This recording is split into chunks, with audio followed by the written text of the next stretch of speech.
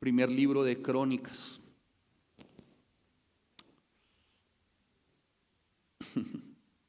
Vamos a leer el versículo 1.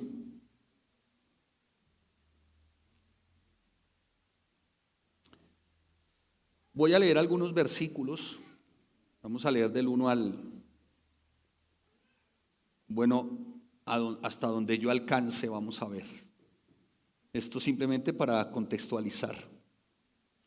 Pastor, ¿está seguro que Primera de Crónicas? Muy bien. ¿Quién podría pasar al frente y leer este texto completo? Vamos a leerlo. Pastor, ¿está seguro que Primera de Crónicas? ¿Y qué nos va a enseñar? ¿Ya están viendo el texto? Mire, no me mire porque si no usted tiene problemas serios con su mente, con su corazón. Vaya a su Biblia. Vaya a su Biblia. A ver, Primera de Crónicas, capítulo 1. Dice la palabra, 1, desde el 1 en adelante, dice la palabra. Escuche. Adán, Set, Enos, Caín, Mahalalel, Jared, Enoc, Matusalén, Lamec, Noé, Sem, Can y Jafet.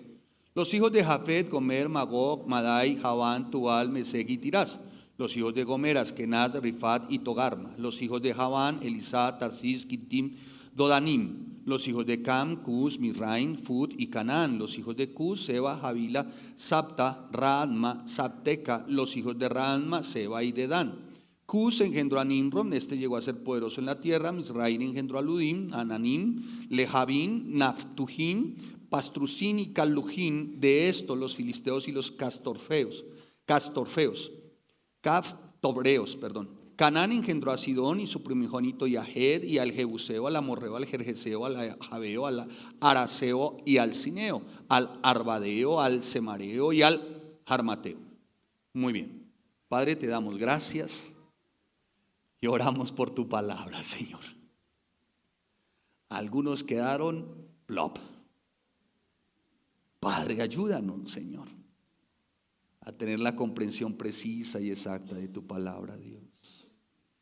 Por favor, en el nombre de Cristo Jesús, la presencia de tu Espíritu, Señor. Gracias te damos. Amén. Amén. Y Setura, concubina de Abraham, dio a luz a Simrán, Joxán, Medán, Medián, Isbag y Saúl. Los hijos de Joxán, Seba y Dedán. Los hijos de Madián, Efa, Efer, Anoc, Abida y Elda. Todos estos fueron hijos de Setura. Señor, ayúdanos a entender tu palabra, Dios. Amados santos de Dios, Primera de Crónicas. Y algunos se preguntarán, bueno, ¿y cómo para qué ese libro? ¿Alguien entendió algo? Como que quedamos, y algunos quedaron plop, digo, pues, a menos que usted esté dispuesto a colocarle a uno de sus hijos uno de estos nombres. De pronto para eso creerá que es útil Primera de Crónicas, ¿no? No sé aquí quién se anime a colocarle a su hijo, no sé, Asfarsat, o a su hija Almodat, Lucía Almodat, una cosa así, o Sebastián Alzarzat. No creo. Amados santos de Dios, todo en la Biblia tiene un especial propósito. Todo. Y muchos cuando van a libros como Crónicas y otros libros donde mencionan tantos nombres, que no es nada más ni nada menos que descendencias, lo tienen como en poco, y ciertamente porque entran a confusión, y esto porque no hay un verdadero estudio de la palabra. Primera de Crónicas es un libro muy especial y es muy importante, ciertamente, porque aquí notamos, ¿no?, nombres que durante el transcurso de toda la palabra, más adelante y con anterioridad, son nombres que de alguna manera han impactado en alguna área, en algún momento de las vidas, a sus descendientes y sus descendientes a su vez a los que siguen, y así de alguna manera hasta llegar a lo que puede ser hoy nuestro personaje principal, que ya les diré cuál es. Pero el propósito de Primera y Segunda de Crónicas es mostrar como la gracia, permítanme así, facultativa del mismo Dios, sustentador, en favor del pueblo de Dios, mostrándole de dónde vienen. El Señor diciendo a través de Crónicas, mire, ustedes todos vienen de acá, Ustedes todos tienen un origen. Así que lo que el Señor quiere enseñarnos es que cada uno de estos nombres fueron escogidos por Él y solamente por Él para mostrarle al pueblo que Dios definitivamente tiene el control de absolutamente todo, aún de todos los nombres que se mencionan en Primera de Crónicas, tal vez en Segunda de Crónicas y en otros libros. ¿Me estoy haciendo entender? Lo que quiero decirles es que nada está por fuera del control de Dios. Nada, hermanos, nada. Así que el Señor quería mostrarnos a través del libro de Crónicas, nos quiere mostrar que Él tiene un pueblo muy especial, que tiene un pueblo con una ascendencia, con una descendencia, que es su pueblo, que es el pueblo de Dios, que es un pueblo que de alguna manera tiene el beneficio de un Dios cumplidor de pactos, de un Dios que siempre procura para los suyos hacer el bien. Y tiene que mostrarnos todos estos nombres para decirles, mire, así lo establecí para mi pueblo. Dios quiere que todos los suyos sepan de su pueblo, en este caso Israel, de su pueblo, en este caso el pueblo de Dios, quiere que todo el mundo sepa que no es un pueblo al azar, que no son nombres al azar, que no fue que a Dios se le ocurrió un día decir voy a tirar los dados para que nazca, por ejemplo, Sobal o Odisón o Ezer o Manuel o Ricardo o Juan o Pedro o David o Mauro. No fue al azar. Lo que nos quiere mostrar Dios a través del Primera de Crónicas es que ninguno de nosotros fuimos hechos o diseñados al azar o por un capricho sencillamente de Dios. ¿Me estoy haciendo entender? Sí. ¿Hacia dónde apunta o hacia dónde señala la enseñanza? A que todos fuimos puestos en esta tierra con propósito. ¿Con qué? Con propósito. Todos. Y todos estos nombres, no les quepa la menor duda, para el Señor tienen propósito. ¿Cómo se llama propósito la enseñanza de hoy? ¿Siempre qué? Siempre cerca. De manera tal que, dicho lo anterior y teniendo claro que nada se escapa de Dios, que nuestros nombres y nosotros no fuimos puestos en esta tierra al azar, dicho lo anterior, pues nos damos cuenta que dentro de todos estos nombres va a haber uno en particular que nos quiere enseñar el que no fuimos puestos al azar y que a pesar de las circunstancias o situaciones o momentos que tengamos que vivir como seres humanos, Dios tiene el control y Él siempre ha estado, diga, cerca. ¿Cómo ha estado? Cerca. Muy bien, siempre cerca. Y permítame, porque lo que estoy haciendo es una introducción para darle forma a nuestra enseñanza, permítame mencionar una frase que tuve la oportunidad ayer en el Instituto Teológico de esgrimir a los estudiantes en su momento. Y quisiera compartirla con ustedes de una autora. Dice la frase lo siguiente: si Cristo vive en nosotros y controla nuestra personalidad, nosotros dejaremos marcas gloriosas en las vidas que impactemos, no por nuestro carácter encantador, sino por el carácter encantador de Él, Jesucristo. Amados santos, esto va en dirección a que Cristo siempre tiene propósitos más altos y planes mayores de lo que podemos nosotros llegar a imaginar. Y todos estamos invitados a unírnosle a Él. Dios ha confeccionado a cada creyente para que lleve a cabo una misión específica e individual, como hizo con cada uno de estos nombres, con un propósito específico. Que Nimrod no fue el mejor personaje, pero tenía un propósito específico.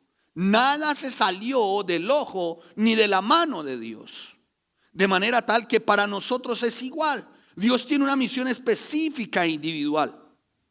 Dios ha considerado ciertamente que en las manos de Él, cada uno de nosotros somos herramientas valiosas y preciosas para poder extender el reino, para poder alcanzar a otros en medio de esta sociedad depravada y corrupta. Porque la verdad, hermanos, no alcanza. O sea, yo pensé que ya habían límites para la depravación y la corrupción moral. Hasta que recién vi un video de un hombre de 48, 50 años con trencitas rosadas y con trajecito de niña. Se percibe como una niña de 9 años. O sea, Dios. O sea, esto ya va siendo como la tapa al Congo, hermanos. Y habla así como una niña. Y dice que es una niña, un majadero, perdónenme la expresión, un tonto de capirote que está diciendo que es una niña. O sea, Dios, ¿hasta dónde ha llegado la depravación, amados santos de Dios? Y la iglesia, tú y yo, estamos en medio de esta sociedad depravada. Y Dios nos puso y te puso a ti y me puso a mí, escuche, con una misión específica, hermanos. Y nosotros en las manos de Él somos un instrumento valioso, una herramienta valiosa. Mire, vaya a Efesios capítulo 2, versículo 10. Efesios 2:10. Lo compartí también de alguna manera. 2:10. Mire lo que dice la palabra. Porque somos hechura suya, creados en Cristo Jesús para buenas obras. ¿Para qué fuimos creados? Mire que me encontré una versión, que es la versión 1909 de Reina y Valera, que dice, porque somos hechura suya, criados. O sea, ya ahí no dice creados, sino criados. O sea, formados, educados en Cristo Jesús. ¿Para qué? ¿Para qué? Para buenas obras. Pero cuando habla de buenas obras no es repartir mercados, no ir a sacar piojos, no ir a llevar campañas odontológicas, no. Ya vamos a ver ciertamente a qué está haciendo referencia el apóstol Pablo. Pero continúa el apóstol Pablo diciendo, escuche, 2:10, dice, escuche, porque somos hechura suya, creados en Cristo Jesús para buenas obras, las cuales Dios preparó. ¿Dios qué? ¿Sabe que 909 dice, Dios se anticipó? Y dice, continúa y dice, para que anduviésemos, ¿en quién? En ellas.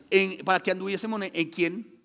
En las buenas obras que Dios ya había preparado. ¿Para quiénes? Para nosotros. Así que cada cosa que tú haces bien no es por ti, es porque Dios ya la había preparado con antelación. ¿Me estoy haciendo entender? ¿Sí? Ahora bien, me encontré en otro texto de otra versión, dice, porque somos hechura. ¿Sabe? El término hechura viene de la raíz griega poiema. ¿Cómo? Poiema. De hecho hay una editorial, la recomiendo siempre, no me dan comisión. Es de las editoriales sanas. Poiema, que señala desde su raíz el término poema. Parafraseemos sin ir a cometer un error con nuestra exégesis o irla a mancillar. Parafraseemos. Porque somos un poema. ¿Un poema qué? Mire su Biblia, no responde, hermano. ¿Dónde está, hermano? Aterriza, está en el tercer cielo. Porque somos un poema qué? ¿Un poema qué? Otra vez, somos un poema suyo. Wow, eso me impactó. Somos un poema suyo. Y Pablo nos está diciendo también, hay otra versión que dice, porque somos hechura suya. Me encontré con el término hechura en otra versión de Biblia. Y dice, porque somos la obra maestra de Dios. ¿Porque somos qué? O sea, ¿qué tú eres para Dios? ¿Qué tú eres para Dios? Muy bien, lo primero, bueno, vamos por partes. Lo primero, soy un poema. ¿Soy un qué?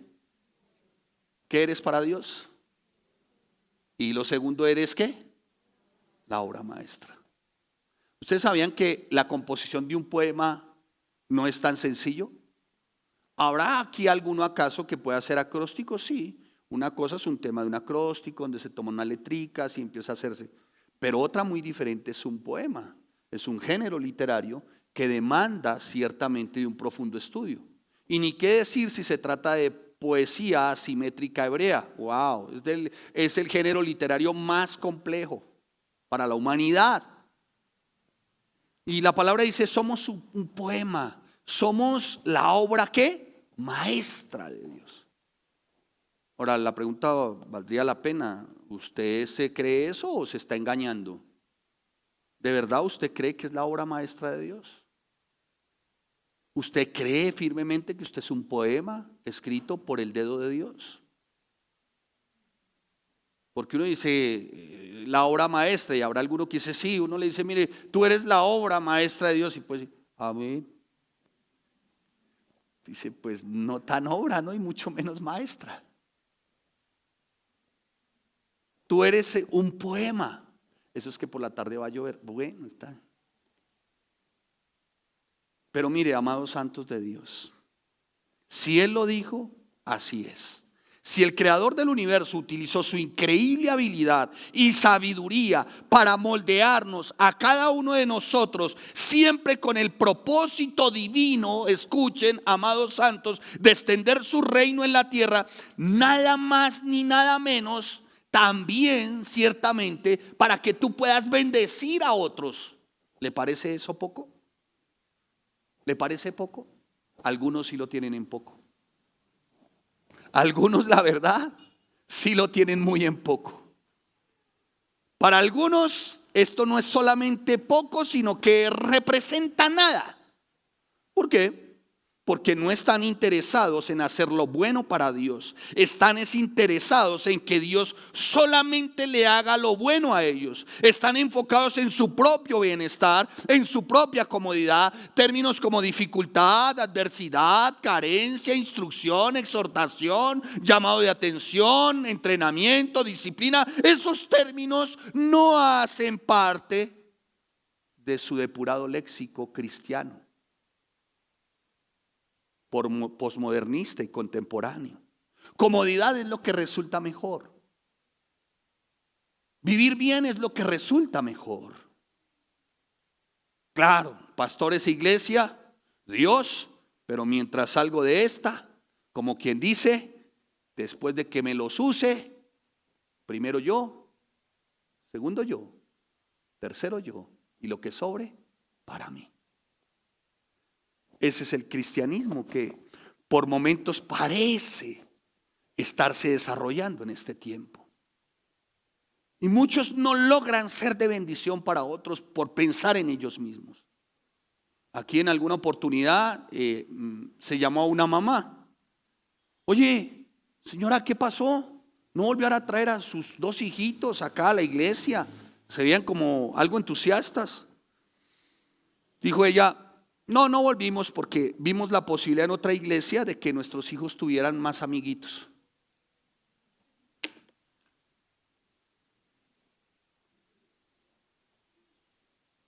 O sea, la iglesia es un club, un cafetín. ¿Qué es la iglesia? Si no es formación. No volvió porque es que los niños pues tienen sus compañeritos del colegio al otro lado. Tienen la posibilidad de más bien estar más agradados allí. Además que en la iglesia esa donde usted va, le dijeron a la hermana, ni siquiera el nombre sino despectivamente. Bueno, claro, después de haber pasado un tiempo, de haber sido restaurados. Ya después despectivamente, esa iglesia donde usted va, hermana, además le dejan muchas tareas a los niños, como si no fuera suficiente con las tareas que le dejan en el colegio. Mire usted.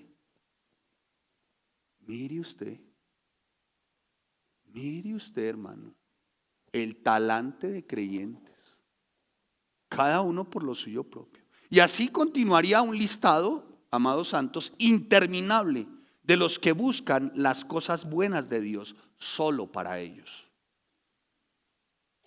Las cosas buenas de Dios solo para ellos. Cuando en Efesios, ¿no?, el apóstol Pablo está diciendo, nosotros somos su obra maestra, somos su poema. Fuimos criados, o sea, enseñados en Cristo Jesús. Aquí dice creados, de creación.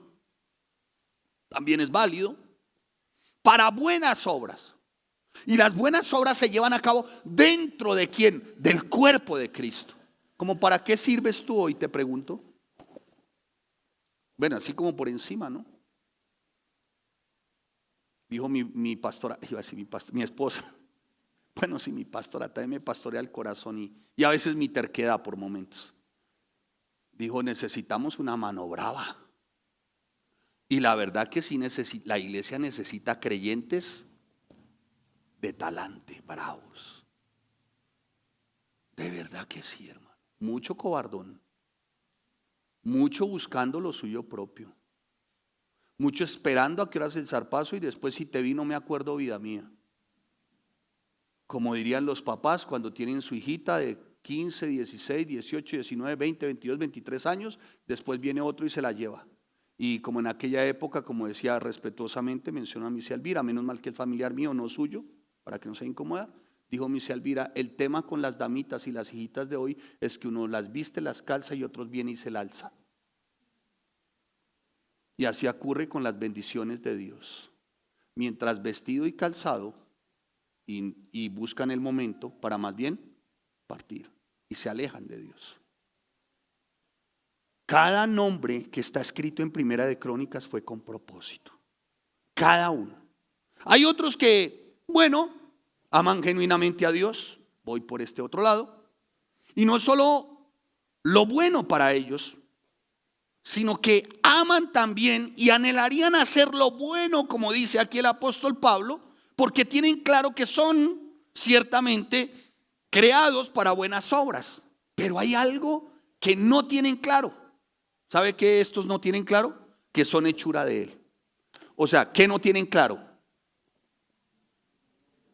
¿Qué nos tienen claro? O me dice o bajo, hermano. A ver. Bueno. ¿Qué no tienen claro? Estos aman, quieren, anhelan, pero no tienen claro, no tienen claridad de que son no tienen claro de que son la obra maestra de Dios. ¿Sí ve los dos tipos? Y quieren, pero dice, ¿poema yo? Uy, no, a mí me da como pena presentarme delante de Dios, no me siento digno.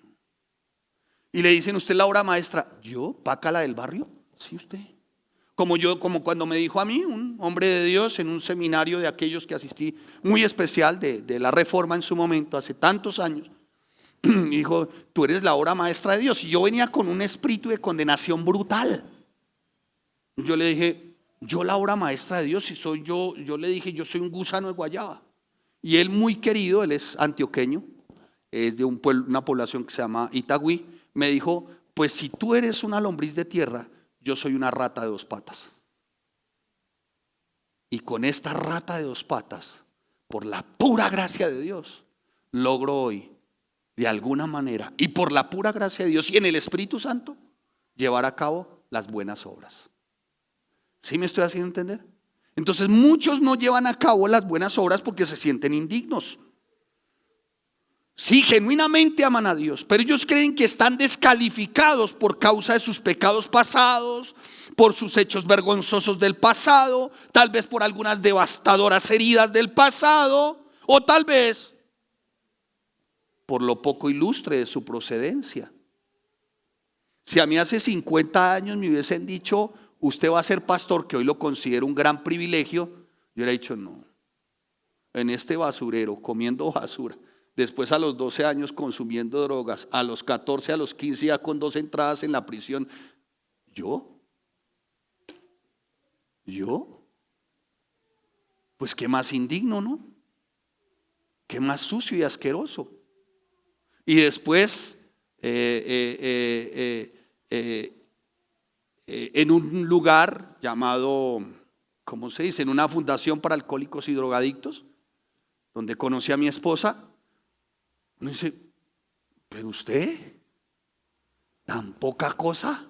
Sí. Y llega un momento, amados santos de Dios, que muchos por estar atados a ese pasado poco ilustre, atados a ese pasado mancillado por el pecado vergonzoso, dicen no, eso de ser obra maestra no es para mí. Porque ven su vida como fragmentos de sueños rotos. Como que desearían poder, como en mi tiempo, seguramente retroceder el tiempo y decir, Señor, yo debía haber tomado mejores decisiones para poderte servir. Y también devolver el tiempo como para evitarme todas estas terribles consecuencias que estoy pasando. Pero eso no es posible, devolver el tiempo. No es posible. Y por eso muchos, se sienten con ese pecado y ese peso de pasado vergonzoso, devastador, de heridas terriblemente profundas, se sienten desanimados y sin esperanza para ser parte del cuerpo de Cristo dignamente, como conviene en el Señor. Y como que han perdido la esperanza. Y como que la conclusión que sacan hoy es: los propósitos magnificentes de Dios y las bendiciones grandes de Dios pueden ser para otros, pero no para mí. Necesitamos recordar, y se lo dije ayer, reitero una vez más, y me excusan los delitis si se incomodan. Necesitamos recordar, como se los dije ayer, digo que se incomoden de pronto porque, pastor, estuvimos ayer en la clase y no la va a repetir hoy. No, solamente son algunos paráfrasis. Necesitamos recordar hoy, amados santos de Dios, algo que es bien importante y que debe marcar nuestras vidas para siempre. Y es que la poderosa gracia de Dios domina no solamente mi pasado, mi presente y mi futuro, sino también domina su pasado, su presente y su futuro. Necesitamos recordar que su gracia es suficiente, tanto que con poco hace mucho. Y, amados santos, con nada puede hacerlo todo. O sea, si usted se considera un don nadie, usted está aptamente calificado para ser parte del reino. Porque Él con don nadies hace mucho. Ahora, no los nadies y las nadias, sean cuidadosos. ¿Entendió? Pero, amados santos, así opera la gracia de Dios para con cada uno de nosotros, amados santos de Dios. Y cuando tú vas por la Biblia, tú te encuentras con diferentes personajes, como Moisés. Y todo el mundo habla de Moisés. Y a la gente se le olvida que Moisés fue un asesino. Él mató a un egipcio y huyó por su vida y vivió escondido durante 40 años. Pero Dios no se había olvidado de él, porque Dios siempre estuvo cerca de él. Mire, hermano, no sé cuál es su pasado, no sé cuáles son sus heridas, no sé cómo es su niñez, no conozco nada de usted. Lo único que sé, amado santo, es que si está dentro del propósito de Dios, Dios lo va a usar a usted como la obra maestra de Él para llegar a otros.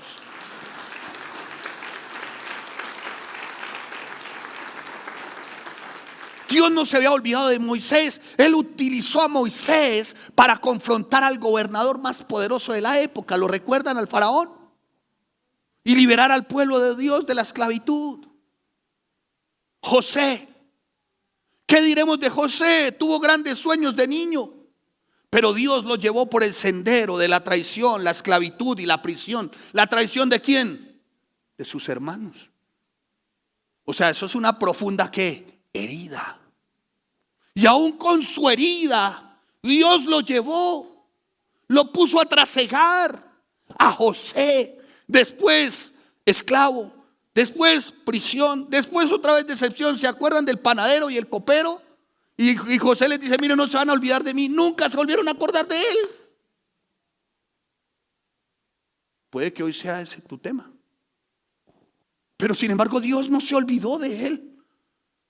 Dios estuvo siempre cerca de él.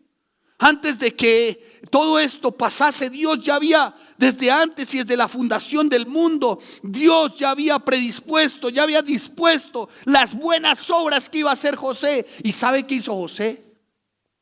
Ya al finalizar, su pueblo fue salvado de la hambruna por causa de José. Con todo y heridas, la decepción de su papá, la decepción de sus hermanos, el dolor que debió haber sentido por su papá, la esclavitud. Pero sabe, Dios los llevó al final. Hermano, ¿qué les quiero decir? Cuando hay propósito, Dios obra poderosamente a favor de cada uno de nosotros. Pero solo sí hay propósito. ¿Para dónde vas en tu vida cristiana? La pregunta es, y perdónenme, no quiero ser despectivo, a algunos les incomoda, pero quisiera no ser tan silvestre, agreste o selvático, tal vez bananero en mi lenguaje. Pero permítame hacerle una pregunta. ¿Usted como para qué sirve dentro del reino de Dios? ¿Cómo para qué? Si esta fuese una caja de herramientas y entrara Cristo, ¿qué tipo de herramienta eres tú? Y Dios quisiera, Cristo quisiera edificar, ¿echaría mano de ti como una herramienta efectiva, eficaz, lustruosa? ¿O sencillamente te quedaste en la herramienta que quedó allá, que no se puede usar sencillamente porque está oxidada, vieja y acabada? ¿Cómo para qué? ¿Usted como para qué dice cristiano o está acá como para qué? Como para que lo vean en su vecindario, cual reluciente y resplandeciente espiritual es. Si hay propósito, Dios nos va a usar con circunstancias adversas, difíciles, complejas. Solamente hay un requerimiento: estar dispuesto. ¿Estar qué? Sonría, que Cristo le ama, hermano. Pedro, ¿se acuerdan de Pedro? Sí, bueno. Pedro negó a Jesús. ¿Y qué más otras cosas no hizo Pedro? Pero sabe, el Señor lo restauró. Y a través de Pedro se empezó a edificar toda la iglesia. ¿Lo recuerdan en Hechos capítulo 2 y 3? Va Pedro y predica a Cristo resucitado. Se convierte en 3,000, 5,000. Pedro es de su temperamento, desde ese temperamento fuerte. No me alcanzo a imaginar a ese Pedro predicando a ese Cristo con esa pasión, con esa ardentía, lo recalcitrante de Pedro, hablando de su Señor. 3,000, 5,000. Operaban milagros, maravillas y prodigios. Dios lo usó a Pedro a pesar de que lo negó. Dios usa a Pedro, Cristo lo usa a pesar de sus dificultades. Dios usa la personalidad de Pedro para conmover a todo un pueblo. ¿Qué podremos decir de Pablo? Involucrado en secuestro, asesinato, antes de que Jesús se le apareciera. ¿Lo recuerdan? Camino a Damasco y cambia su vida. Un secuestro, pastor, sí. Retenían a los creyentes, los martirizaban. Secuestro, sí. Y le voy a decir algo: Pedro no se acogió a la JEP. Bueno, el que entendió, entendió. No, Pedro se arrepintió. Pablo se arrepintió. Tuvo un encuentro con Jesús y a partir de ese momento su vida no volvió a ser la misma. Hermanos, y así cada uno. Con cada uno. ¿Y qué podremos decir de Pablo entonces? Involucrado en asesinato. ¿Recuerdan lo de Esteban? Pablo estaba ahí. Secuestro, retenían a los judíos, a los seguidores de Cristo, los flagelaban, los latigaban. Dice que era tanto el odio de Pablo por el pueblo cristiano que sus dientes le crujían. Aquí hay más de uno que le crujen por mí, pero yo lo lamento, hermano. Espero que sea el defecto de su caja o su puente, pero no de su mal sentimiento. Pero hermano, le crujían los dientes, bufaba como toro de Mondoñedo cuando le decían cristiano. Y sabe, 13 cartas, 3 de las cuales son la médula de la doctrina cristiana: Romanos, Efesios y Gálatas. Palabra de Dios. Y es verdad.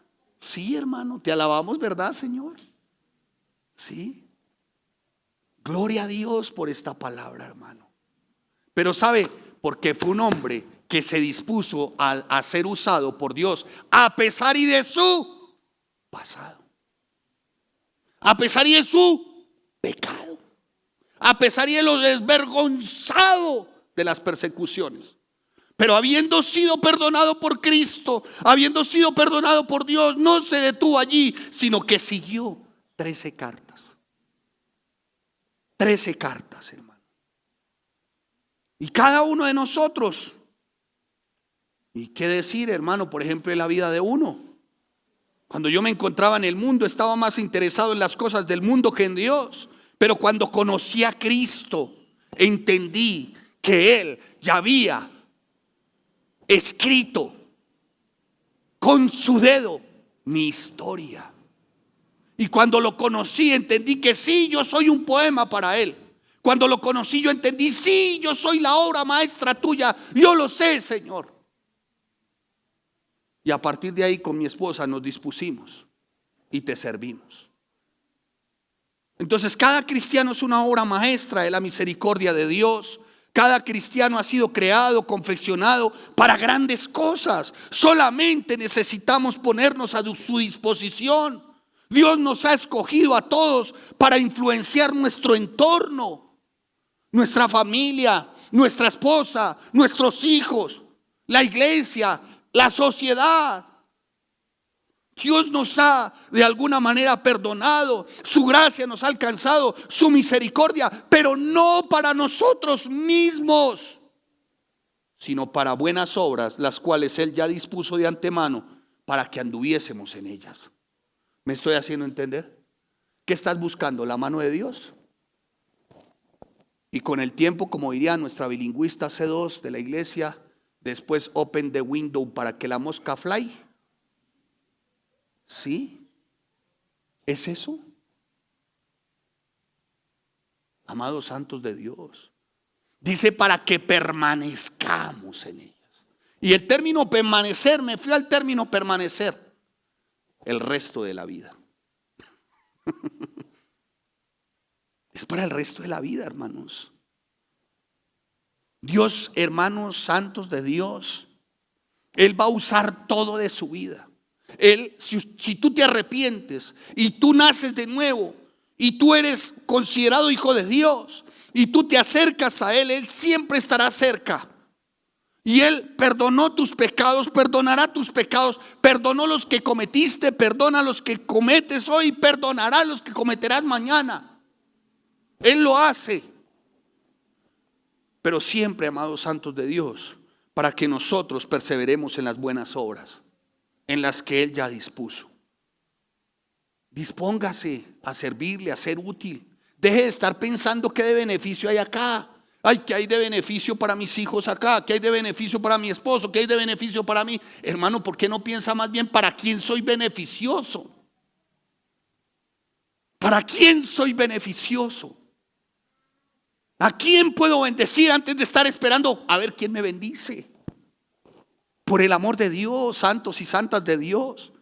Pero pastor, yo con ese pasado oscuro, yo pastor, con esa desvergüenza del pasado, usted no sabe dónde estuvieron estos piecitos, usted no sabe dónde se acostó este cuerpecito, usted no sabe que tocaron estas manitos, usted no sabe lo que habló esta jetica. Yo no lo sé. Cristo sí. Y ya te lavó y te limpió, así que no llames inmundo a lo que la sangre del Cordero ya limpió. ¿Qué les quiero decir con estos, hermanos santos de Dios? Dios nunca va a desperdiciar nada de nosotros. Él va a usar nuestro presente, Él va a usar nuestro pasado, Él va a usar nuestro dolor, Él va a entretejer magistralmente hasta los hilos más oscuros de nuestra vida para ponerlos en la tela refulgente de sus propósitos. Esa frase me partió. Él lo va a usar todo. Como decir de esto, este recipiente, Él lo usa todo. De esto, bueno, eso se le llama reciclaje, ¿no?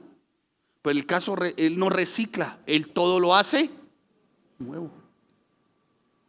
Él va a usar todo de ti, absolutamente todo. Él utiliza nuestros pecados más profundos, los que cometimos, para ayudarnos a apreciar su gracia. Y utiliza nuestras heridas para poner en nosotros compasión por otros. Y tal vez utiliza por momentos el desmoronamiento de nuestro matrimonio, lo edifica para que vayamos por otros que tienen matrimonios que se están desmoronando, para irlos ¿a qué? A edificar. Él usa todo de nosotros, hermano. Todo lo utiliza de nosotros. Cada persona, cada uno de nosotros, como aquí en Crónicas, cada uno de estos nombres tienen una historia. única. Así como tu historia y mi historia es una historia escrita por el dedo de Dios. Somos su poema. No obstante, amados santos, Dios no obliga a nadie a llevar a cabo su voluntad y cumplir sus propósitos. Tú eres libre de aceptar lo que hoy estoy predicando o no. Tú eres libre de aceptar la invitación, el llamado de Dios.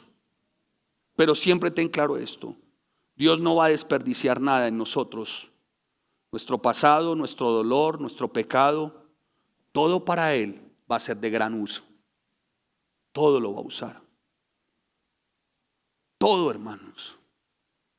Yo por momentos me sentía muy condenado y yo decía: Dios, lo calavera con mis padres, lo calavera en mi familia, lo drogadicto, lo malandro, yo me laceraba, yo decía: Dios.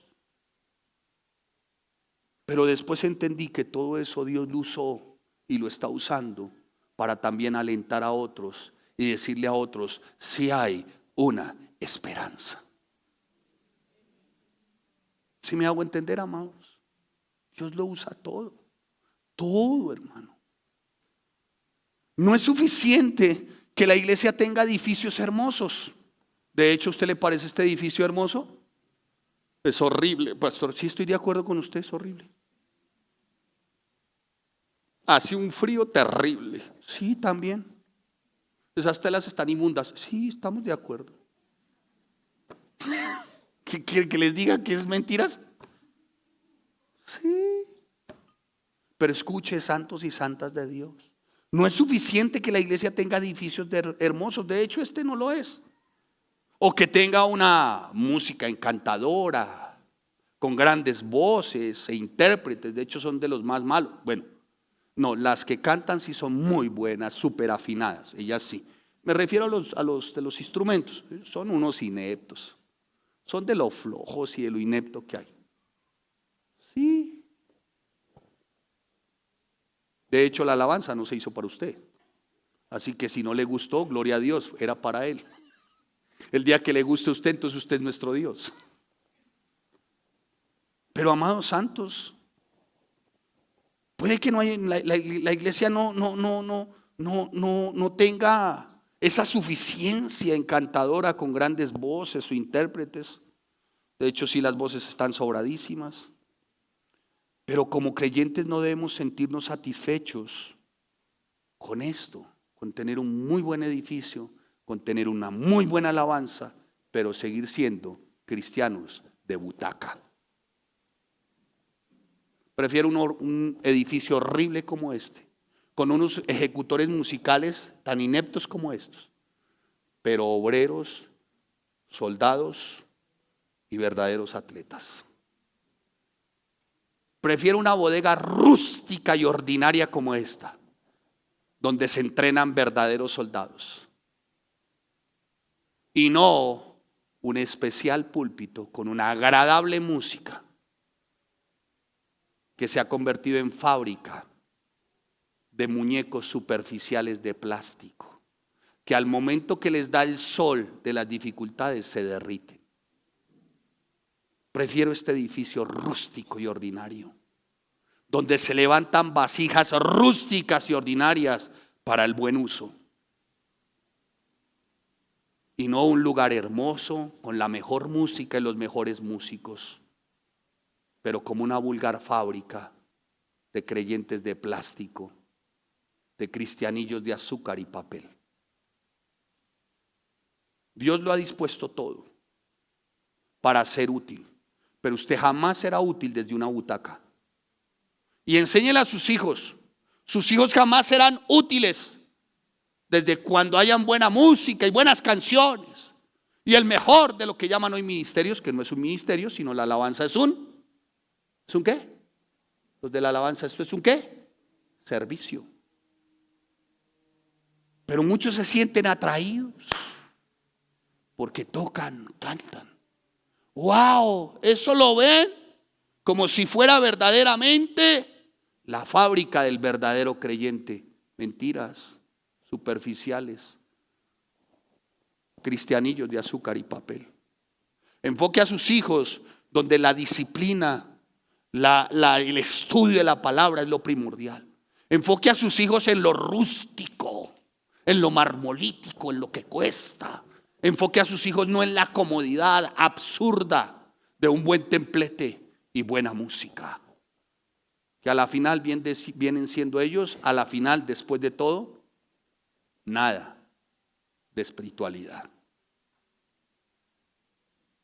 Amados santos de Dios, el mundo se está yendo en su gran mayoría a diario al infierno, y a nosotros nos corresponde advertirles, rogarles, guiarlos al Salvador. Él va a estar siempre cerca de nosotros, pero no para nuestros propios proyectos, para nuestros proyectos egoístas, sino para llevar a cabo las buenas obras, las cuales Dios preparó de antemano para que anduviésemos en ellas. Amén. ¿Me estoy haciendo entender, santos de Dios? Dicho esto, y después de esta breve introducción, el rumor. ¿Usted me quiere acompañar, por favor? Allá Primera de Crónicas. Quiero presentarles un personaje bien especial. Bien especial. Primera de Crónicas. Y vamos aquí. Primera de Crónicas. ¿Ya lo tienen? Diga amén. Amén. Mentiroso el que no lo tenga. Pero amén, ya lo tenemos. Primera de Crónicas. Ya, ubíquese ahí. Capítulo 4. Versículo 9 y 10. Vamos a ver, santos de Dios. ¿Ya lo tiene? ¿Ya lo tienen? Diga amén. Muy bien. Primera de Crónicas, capítulo 4, versículo 9. Y vamos a estar leyendo 9 y 10. Y Jabes, ¿y quién? Fue más ilustre que sus hermanos, al cual su madre llamó Jabes, diciendo, por cuanto lo di a luz, ¿con qué? Con dolor. Bueno, Jabes viene de una raíz, Oseb significa dolor o angustia o agonía, ¿sí? Sigamos. E invocó Jabes al Dios de Israel diciendo, oh, si me dieras bendición y ensancharas mi territorio, y si tu mano estuviera conmigo y me libraras del mal para que no me dañe. Y le otorgó Dios, ¿qué? ¿Qué? Lo que pidió. ¿Cuántos conocían a Jabes? Levante su mano. Con sensatez. Bueno, ya que no Jabes, vamos a aprender. ¿Sí? Muy bien, ya que no Jabes, vamos a aprender. Amados santos de Dios, el autor de Crónicas llega a una porción de la palabra que la verdad a mí me llamó la atención.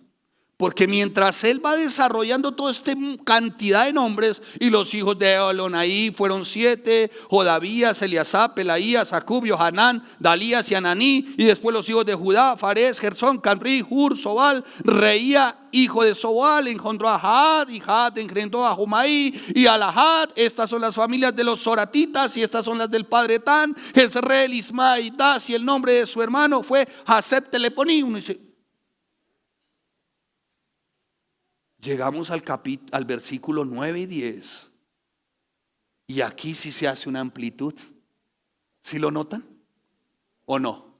De los demás se dice, mire, fue el hijo, fue el papá, y fue fulano, y fue Prensejo, y fue Sutano, y fueron estos. Bueno, Sutano, Prensejo no es cierto. Decimos acá, a ver, Neherías fueron los 3, Eloní, Ezequías, Ariscán y Eloí, y después dice Jodabías, Eliasab, Pelaías, Acub, Johanán, Dalías.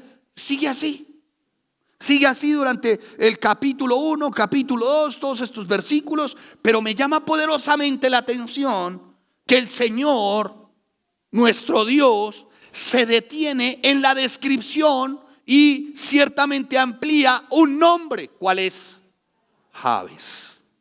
Y dice, Jabes fue más ilustre que sus hermanos. El Señor tuvo una razón para dirigir al autor de Crónicas al hablarnos de Jabes. Entonces tenemos que hacer como una especie de trabajo detectivesco, digámoslo así, para saber cuál es la razón. Sin embargo, ahí está descrita de alguna manera la razón. El pueblo de Dios es llamado con frecuencia el pueblo hebreo. El pueblo hebreo, perdón, es llamado con frecuencia el pueblo de Dios. O el pueblo hebreo llamado el pueblo de Dios. ¿Por qué? Porque a través de toda su historia el Señor les repitió a ellos que serían una nación santa, muy bendecida, muy próspera. ¿En dónde? En la tierra que les había prometido. ¿Cuál? Canaán.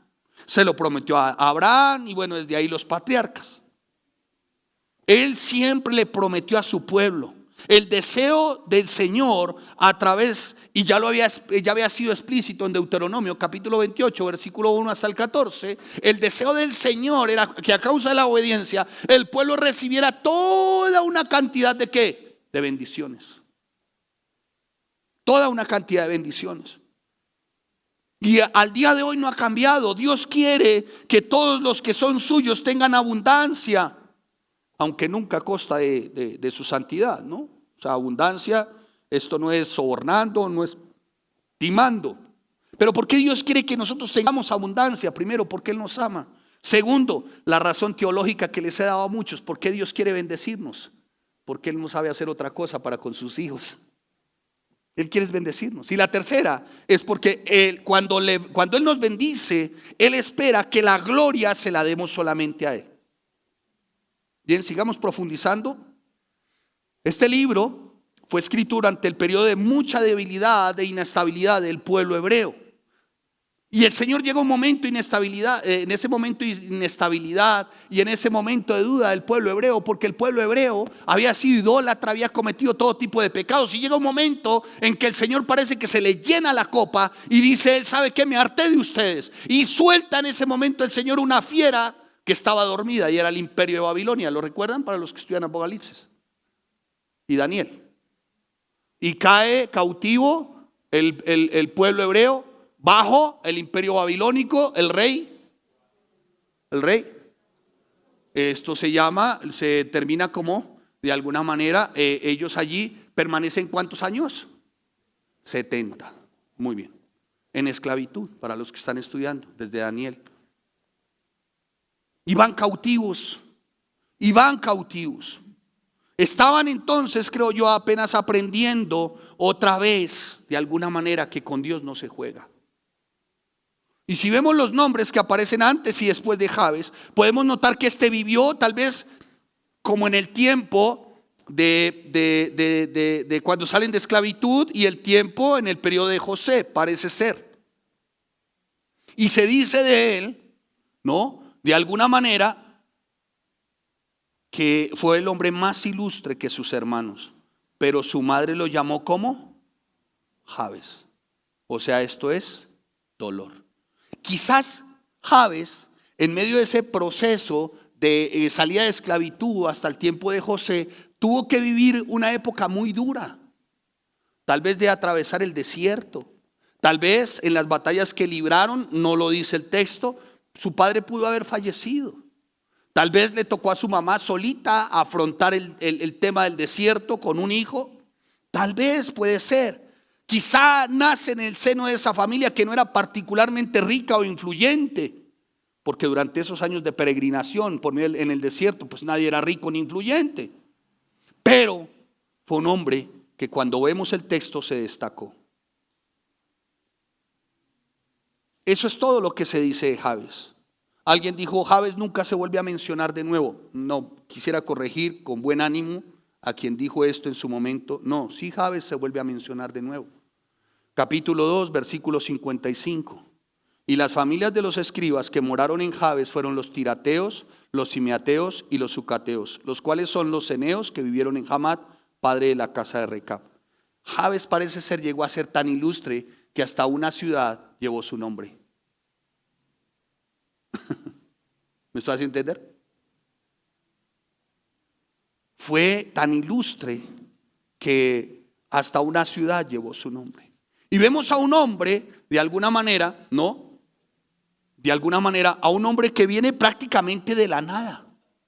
Su nacimiento seguramente estuvo asociado a un dolor muy intenso en el parto, seguramente, aunque no tenemos idea, no se menciona, vuelvo y repito, cómo pudo o qué pudo haber sido ese dolor, pero la mamá lo puso así.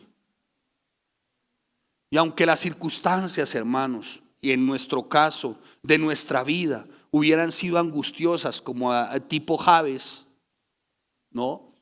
O como ese paso del desierto de aquella época, a mí sí no se me hubiera ocurrido colocarle a mi hijo dolor o angustia como nombre. ¿A usted se le hubiera ocurrido? O como señala el texto, agonía.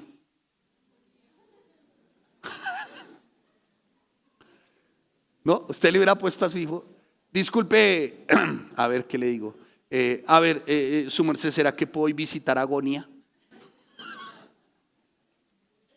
Disculpe, don Pedro, ¿será que me da permiso de invitar a su hija, la de la angustia, a comer un helado? ¿O qué tal que usted le hubiesen puesto, por ejemplo, de nombre, no sé, se me ocurre, María Agonía? Wow. Y que de pronto usted después de casado le estuviera diciendo a su esposa a 2 cuadras, ¡agonía! Uy, no, el vigilante no es esto. Mira que le estoy insultando desde acá mejor.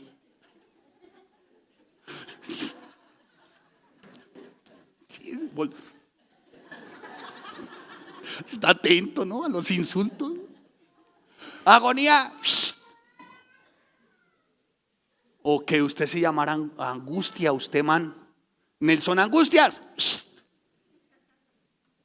A mí no se me hubiera ocurrido. Pero debió haber sido muy tremendo el momento, ¿no les parece? Sin embargo, cuando Jabes nació, su madre le dio ese nombre, la razón. Pero de eso solo podemos hacer conjeturas, hermanos. Es posible que la familia hubiese sufrido apuros económicos. La oración que hace Jabes no parece ser la que haría un rico. No, no parece, ya lo vamos a ver. Tal vez hubo problemas de salud, de supervivencia. Bueno, no lo sabemos, no voy a especular con esto, la verdad. ¿Sí? Pero definitivamente, amados santos de Dios, definitivamente, tal vez algunos nos podamos identificar con Jabes. Venimos de un trasfondo doloroso familiar. Venimos de circunstancias adversas. Tal vez usted al escuchar una predicación como la de hoy, venga a su mente cuál fue su origen. O tal vez usted piense o le hayan hecho saber que usted pudo haber sido ese hijo que llegó pero que no era deseado. O tal vez papá estaba esperando un niño y resultó niña. No sé. Quizá ni siquiera conoce a sus padres biológicos. Quizá usted se está preguntando incluso cómo no haber conocido a su papá y hoy, de alguna manera, por la pura misericordia y gracia de Dios, usted hace parte del cuerpo de Cristo. Quizá usted nació, como tal vez yo en su momento, en circunstancias horribles en el seno de una familia donde mi papá era un alcohólico, maltratador, abusivo, acanallado, tal vez. Y por eso, de alguna manera, nos convertimos en su momento en las críticas de muchos familiares que no querían que los primos se juntaran con uno o el vecindario, ¿no? Porque éramos considerados, bueno, ustedes no, yo, era considerado la oveja negra, ¿no? Jabes nació en circunstancias humildes, recibe un nombre que nunca dejarían de recordárselo. Sin embargo, note la frase descriptiva que sigue a su nombre. Jabes fue más ilustre que ¿quién? Que sus hermanos. Y permítame ir rápidamente, ¿no?, a la oración de Jabes.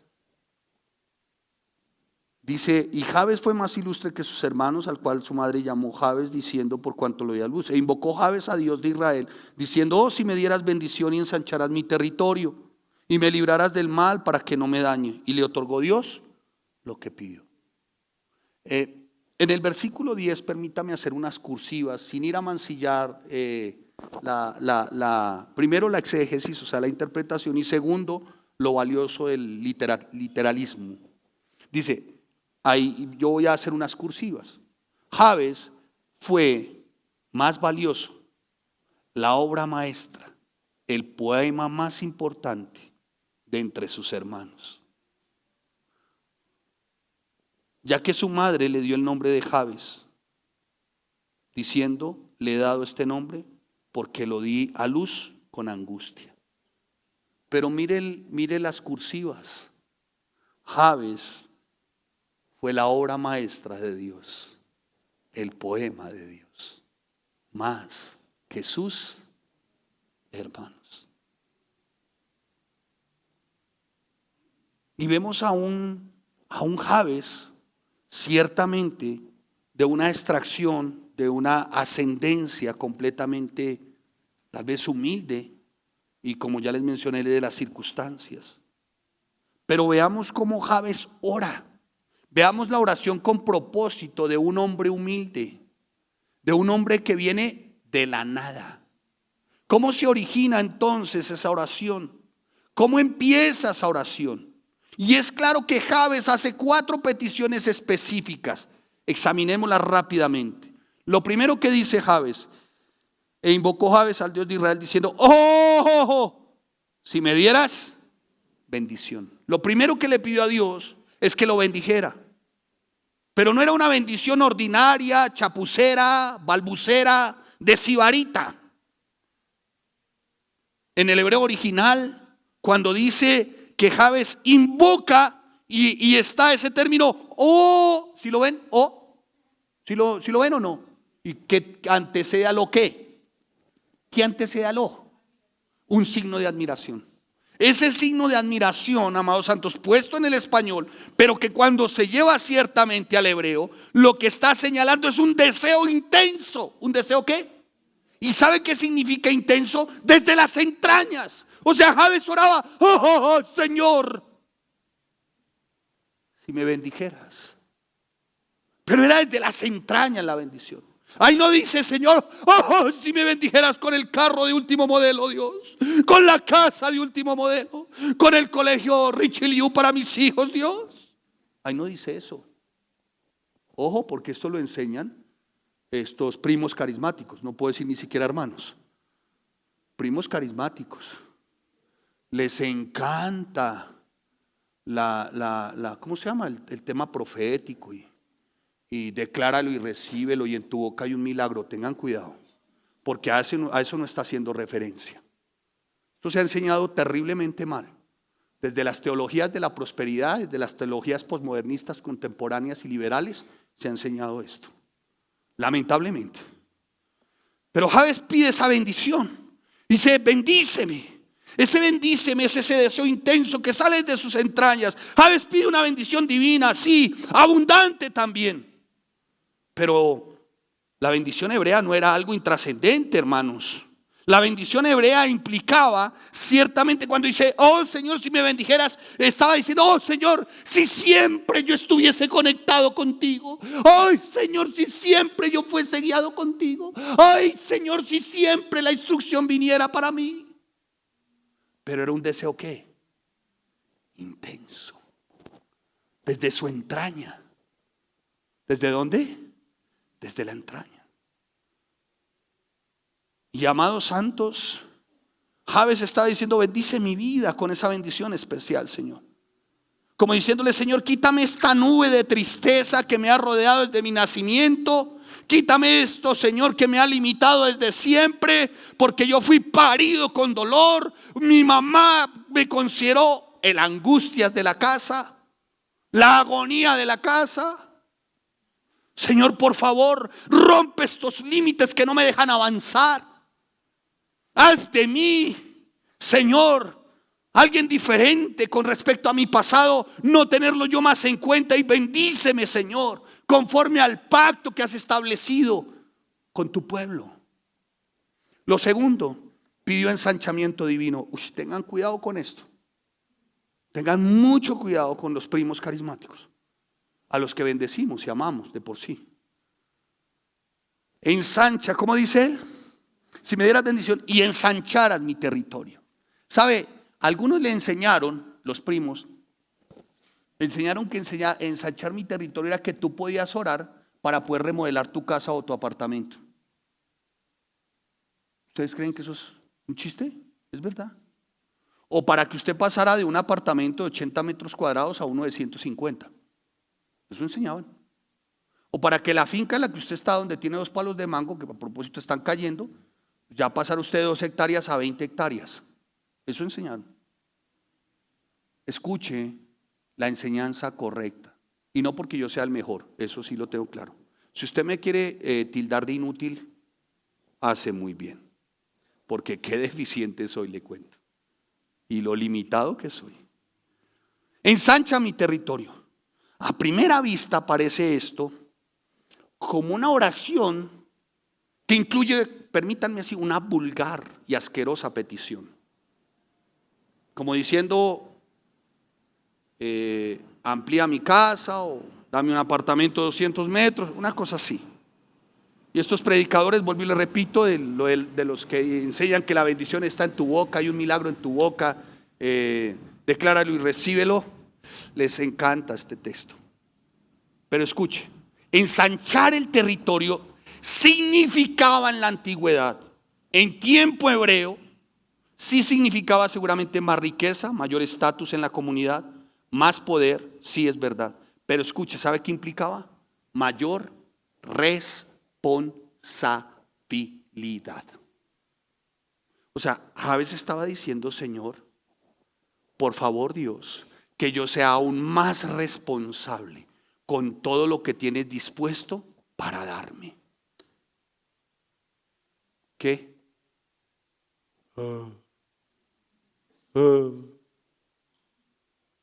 Que yo sea aún más responsable. ¿Sabe cuándo eres un irresponsable? Cuando tus oraciones están enfocadas en lo terrenal, en lo de esta tierra, y habiéndolas recibido, te apartas de tu Señor. Y Jabes le estaba diciendo sí. ¿Y sabe qué implicaba? La tierra en aquella época era riqueza. Sí, es verdad. Hacía esto, era un hombre poderoso, pero realmente y verdaderamente era una expresión que iba en el contexto correcto. ¿Cuál era? Señor, hazme responsable por todo lo que tienes para darme. Amplía mi responsabilidad. Si a ti se te ha encomendado desde servidor algo dentro de la iglesia, tienes que ser responsable con lo que se te ha dado. Porque le voy a recordar, el juicio comienza por la casa. No se les olvide. Entonces Jabes estaba diciendo, de manera tal, Señor, que lo que anhelo es yo ser responsable con lo que me das. Ahora, ¿es diabólico, es satánico pedir? No. Pero ¿cuál es la motivación de pedir? El ser ¿qué? Responsable con lo que Dios nos da. Y Jabes tenía una visión, por eso su oración, por eso su petición. Pedirle más tierra era pedirle al Señor una mayor participación en el pacto, o sea, una mayor participación en la obra. Ay, Señor, si extendieras mi responsabilidad. Él está diciendo, ¿sabes qué, Señor? Una mayor participación hoy al interior de la iglesia. Quiero participar más abundantemente, Señor. Pregunto por segunda vez, ¿cómo para qué sirves? ¿Esa es tu oración? Eso era lo que estaba diciendo Jabes. Tierra significa autoridad también. Y la tercera petición hace Jabes. Y aquí está la clave. Ay, Señor, si me dieras bendición y ensancharás mi territorio, y si tu mano estuviera conmigo. En la cultura antigua, si tu mano estuviera conmigo, era símbolo del poder y la fuerza, del control y la soberanía de Dios. Pero cuando dice si estuviera, Jabes lo que anhelaba era que al recibir, siendo responsable, Dios nunca se apartara de él. Que él siempre estuviera cerca de ¿quién? De Jabes. Señor, que tú estés siempre cerca de mí. Como diciendo, Jabes, Señor, yo cuento contigo para hacer todas estas cosas en el tiempo que tú quieras, de la manera en que tú lo quieras. Pero cuando lo hagas, no quiero hacerlo solo, Señor. Quiero que tú lo hagas todo conmigo, Señor. Quiero que me guíes cada paso que dé con tu mano poderosa. No quiero sentir menos y menos de mí en tu vida, en mi vida, Señor. Y a medida que tenga más y más responsabilidades, y a medida que tenga más y más logros, Señor, quiero que tú siempre estés conmigo, Señor, en cada victoria, en cada éxito, en cada momento, en cada logro, Señor, que tú siempre estés cerca de mí. ¿Esa es su oración?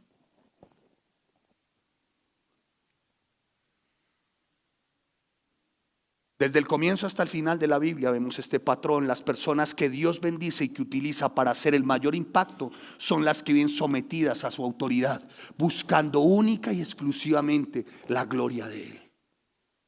No más. Lo único que puedo ciertamente imaginarme por este tiempo es un Jabes diciéndole, Señor, que tu mano esté conmigo, que me libres de la arrogancia. Mire lo que dice, que tu mano estuviera conmigo y me libraras del mal. ¿Sabe cuál mal?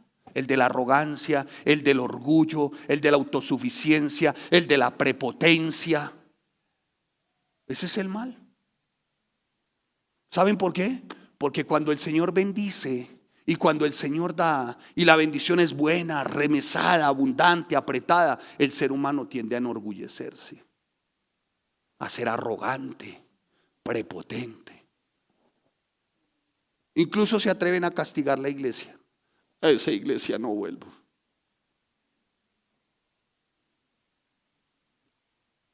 Ayer le decía a alguien, mire, le voy a decir algo con toda la sensatez. Nadie es insustituible, hermanos. Dios quita. El ser humano tiene la tendencia a ser arrogante.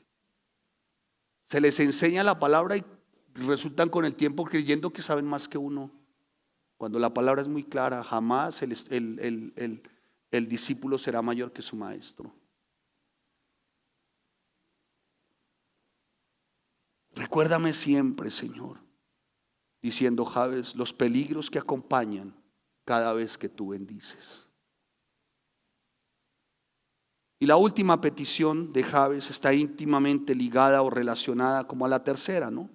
Cuando dice, si tú me bendices y me guardas de este mal. Uno de los males era el que él trajera su pasado a memoria para condenación, para frustración.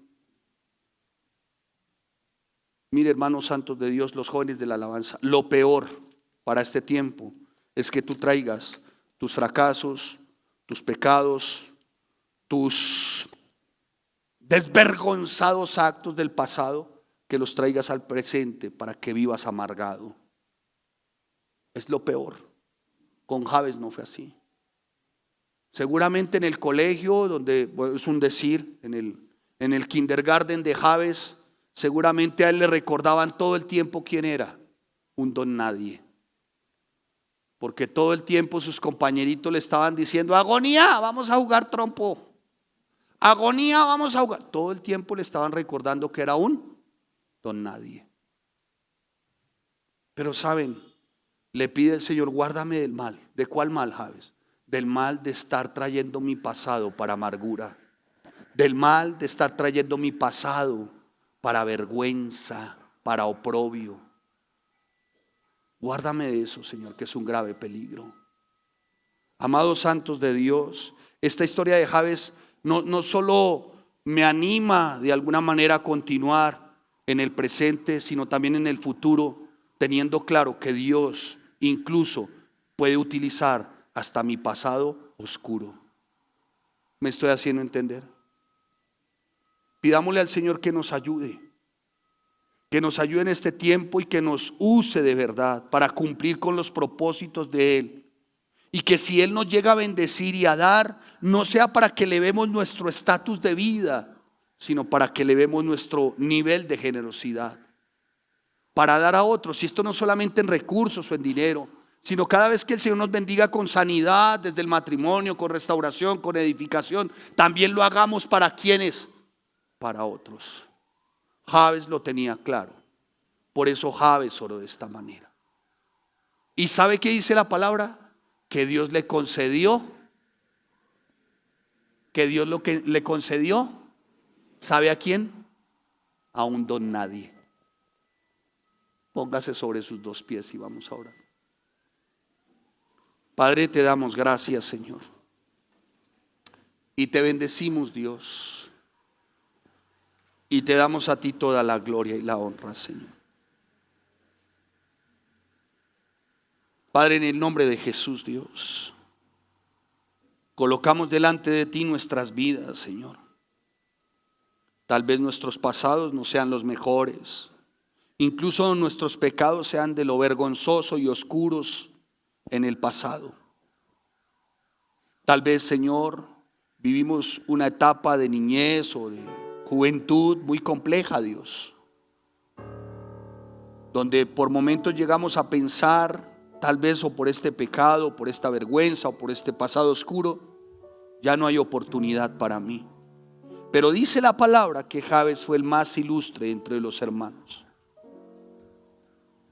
Y esto nos lleva a examinarnos y a darnos cuenta que Dios utiliza absolutamente todo de nosotros para cumplir sus propósitos, Dios. El Dios bueno, el Dios santo.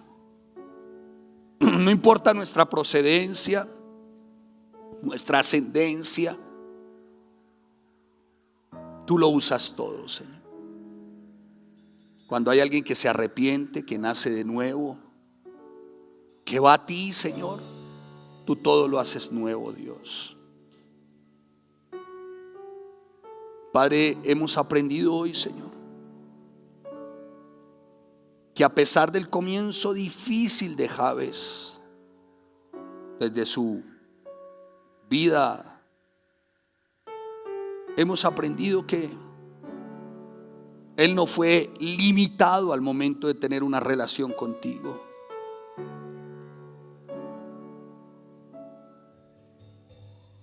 En ninguna manera se limitó. Jabes reconoció al Dios de lo alto. Por muy triste que ha sido su pasado y sus condiciones, siempre se atrevió a orar a Dios con un gran fervor y una gran confianza. Y el Señor le concedió a Jabes todo lo que pidió.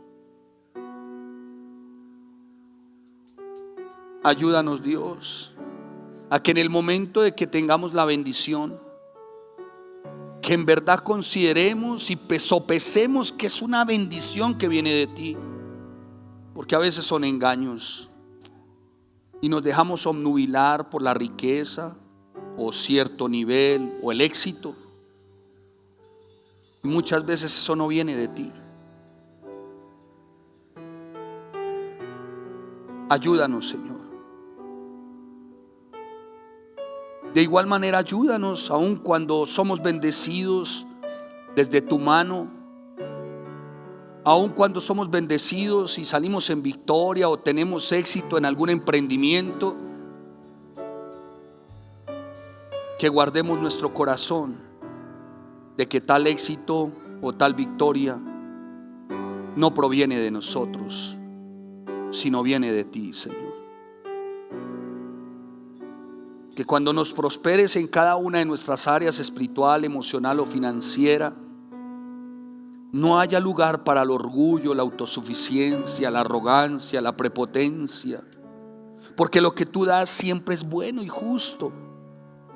Y esto no debe considerarse para que sea la base de sentirnos arrogantes o prepotentes, orgullosos o autosuficientes. Padre, en el nombre de Jesús, Jabes lo que te pidió.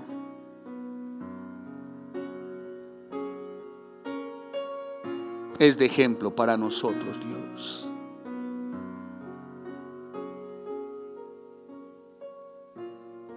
Jabes anhelaba por sobre todas las cosas ser muy responsable con lo que tú le ibas a conferir.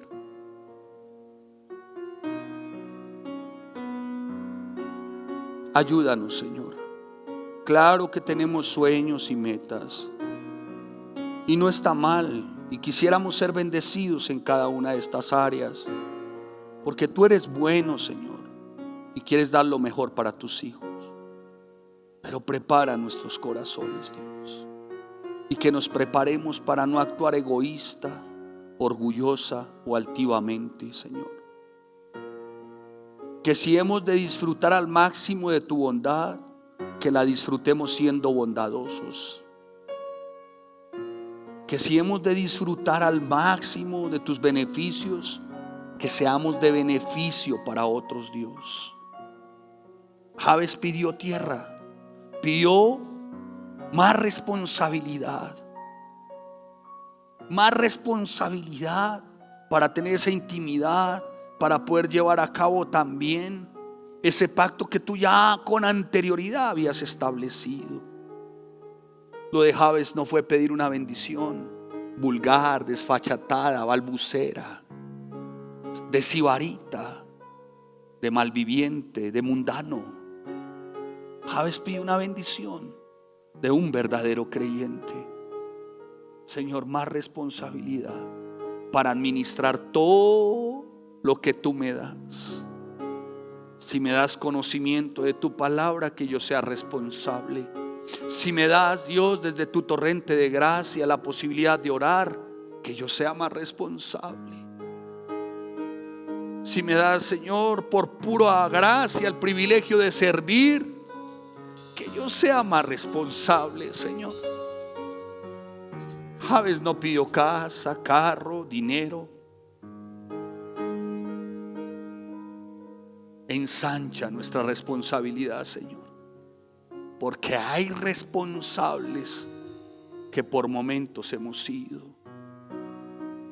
Nos has provisto de oración, de estudio de la palabra, de congregación, aún recursos, Dios. Ayúdanos, buen santo, mi Señor. Ensancha nuestras responsabilidades como padres, como esposo, a las damas como esposas, Dios. Ensancha nuestras responsabilidades, Dios. Y ayúdanos a ser esos siervos fieles, Dios. A no solamente ocupar un lugar, una banca, sino, bendito Rey Santo, a ser útiles también para otros, Dios. Tú te vales de nuestro pasado, de absolutamente todo, Dios. Y tú quieres que cada uno de nosotros vivamos, Señor, abundantemente, pero no a costa de santidad, sino quieres que vivamos verdaderamente, Señor, en bendición, porque nos amas, porque no sabes hacer otra cosa para nosotros, porque cuando nos bendices lo que esperas es que te demos la gloria a ti desde nuestras buenas obras, Dios. Que si nos bendices no sea para nosotros mismos, Señor, y tengamos la actitud del egoísta, del egocéntrico. Ayúdanos, Señor, y usa a cada uno de nosotros. Tú no desperdicias nada de nosotros. Y si usted es santo o santa de Dios hasta el día de hoy, consideraba de pronto que no estaba dentro de los propósitos de Dios por su pecado, por su pasado, quiero decirle algo: la sangre del Cordero nos limpia de todo pecado. Así que bienvenido al reino, bienvenido al cuerpo de Cristo, bienvenido cada uno que se siente libre y perdonado, bienvenido cada uno de ustedes, los que anhelan que el Señor ensanche su territorio, los que anhelan mayor responsabilidad. Bienvenido cada uno de ustedes. Benditos sean cada uno de ustedes con toda bendición desde lo alto. Bienvenido cada uno de ustedes con sus pasados oscuros, vergonzosos y sus más horrendos pecados, porque el Cordero de Cristo, el Cordero que es Cristo, ya nos limpió, ya nos lavó. Su sangre preciosa nos ha lavado de toda inmundicia, nos ha limpiado de todo pecado que nos hacía sentir vergüenza. Bienvenido cada uno de ustedes como obras maestras del Dios Altísimo. Bienvenido cada uno de ustedes, poemas santos escritos por el dedo de Dios. Bienvenidos cada uno de ustedes, los que consideran al Cristo como su Redentor. Bienvenido cada uno de ustedes, los que se han arrepentido y han pedido perdón por sus pecados para vida eterna. Bienvenido cada uno de ustedes, los don nadie. Bienvenidos, porque Él con poco hace mucho, pero con nada lo hace todo. Bienvenidos cada uno de ustedes. Gracias, Señor. Gracias te damos, Padre. Gracias, bendito Dios, porque con nada lo haces todo.